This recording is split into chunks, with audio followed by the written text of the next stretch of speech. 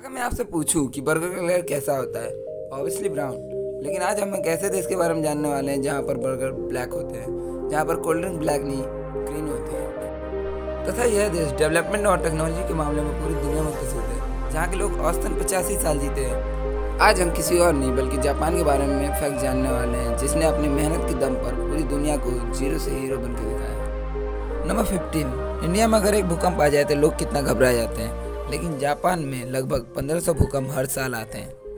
Number 14।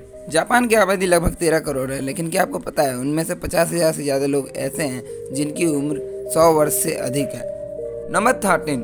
आजकल late night dancing बिल्कुल आम बात है, लेकिन जापान में 2015 से पहले लेट नाइट डांसिंग इलीगल था।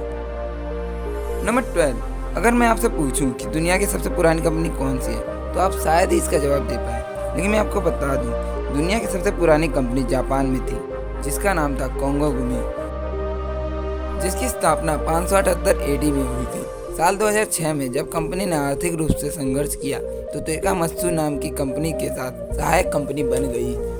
तथा दुनिया की दूसरी सबसे पुरानी कंपनी भी जापान में ही थी, जो कि एक हॉट स्प्रिंग होटल है, जो कि जापान के हायाकावा नामक स्थान पर स्थित है, जिसका नाम निशियामा ओनसेन क्यूनकान है, और इसे गिनीज बुक ऑफ रिकॉर्ड्स की तरफ से 2011 में वर्ल्ड्स ओल्डेस्ट होटल का खिताब भी हासिल है।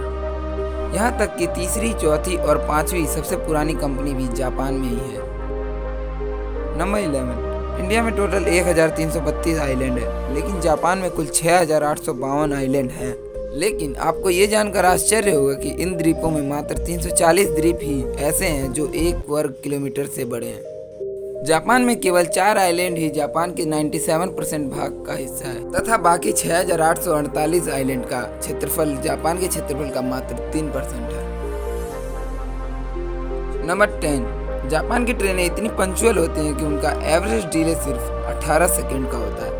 और जापान में एक ऐसी भी ट्रेन है जिसे देखने पर ऐसा लगेगा कि हवा में उड़ रही है, परंतु वह मैग्नेटिज्म के द्वारा हल्का सा पटरी के ऊपर नजर आती है, तथा इसकी स्पीड 500 किलोमीटर पर घंटा है। नंबर 9। अगर आप गोल गोल तरबूज खाकर बोर हो गए, तब आप जापान में जाकर स्क्वायर शेप्ड तरबूज खा सकते हैं। वहाँ पर स्क्वायर शेप्ड वाटरमेलन इसलिए उगाया जाता है ताकि वाटरमेलन को आसानी से स्टोर किया जा सके। नंबर 8। क्या आपको पता है कि जापान में जितने बच्चे हैं उससे कई ज्यादा पेट्स हैं, और वहाँ पर बिल्लियाँ ज्यादा पाली जाती थी। वहाँ पर बिल्लियों को शुभ माना जाता है, ज्यादातर काली बिल्लियों को।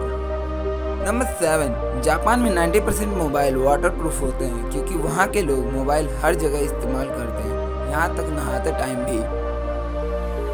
नंबर 6। अगर आप जापान में हैं और आपके पास एक बिल्ली है, तो आप अपनी बिल्ली के साथ कैट कैफे में जा सकते हैं। वहाँ पर बिल्लियों के लिए भी कैफे है, जहाँ पर आप अपनी बिल्लियों के साथ हैंग आउट कर सकते हैं।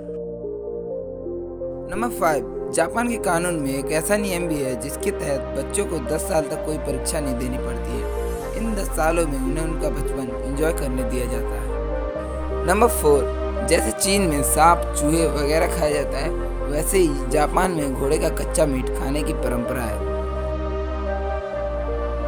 नंबर 3। जापान में 20 लाख मौतों में से 1 या 2 मौत हत्या के कारण होती है। इससे आप अंदाजा लगा सकते हो कि वहाँ का क्राइम रेट कितना कम है, परंतु वहाँ का सुसाइड रेट कुछ ज़्यादा ही है, क्योंकि काम का दबाव उन पर कुछ ज़्यादा होता है। नंबर 2। क्या आपको पता है कि जापान के लोग इतने फिट क्यों रहते हैं?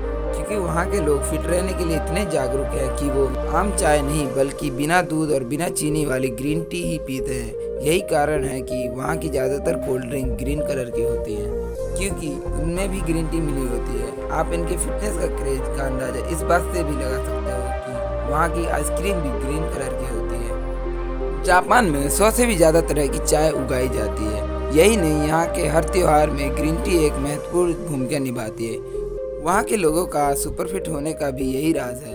इनके खान पान में भी आपको ग्रीन टी मिल जाएगी, और वहाँ के लोग आम पानी की जगह डाइट वाटर पीना ज़्यादा पसंद करते हैं, जिनमें विटामिन और मिनरल्स मिले रहते हैं। नंबर 1। जापान में साल 2011 में एक भूकंप आया था, जो कि इतना शक्तिशाली था कि उसने पृथ्वी की घूर्णन गति को बढ़ा दिया, जिसकी वजह से दिन 1.8 माइक्रोसेकंड छोटे हो गए, और उसके बाद एक सुनामी भी आई जिसने जापान को तहस नहस कर दिया। लेकिन जापान ने अभूतपूर्व साहस का परिचय दिया और कुछ ही सालों में अपने पैरों पर फिर से खड़ा हो गया।